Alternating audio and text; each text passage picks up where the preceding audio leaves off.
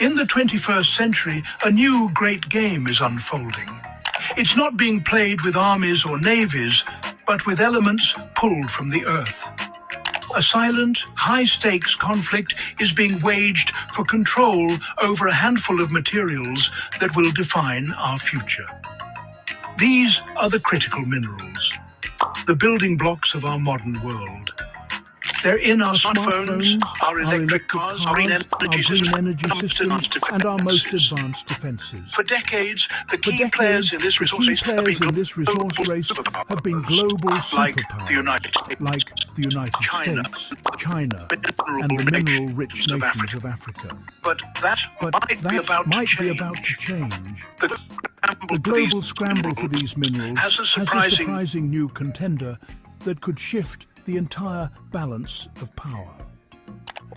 While the world's eyes are on